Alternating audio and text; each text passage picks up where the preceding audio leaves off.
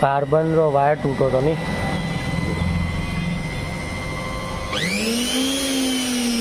Okay, carbon का wire टूट गया था इसमें, वो हमने वापस इसको जॉइन करके लगाया है। ये जो कार्बन है इसका वायर टूट चुका था, वापस इसको कनेक्शन करके ठीक किया हमने। बस इतना ही था इस वीडियो में। बाकी मिक्सर का मोटर ओके।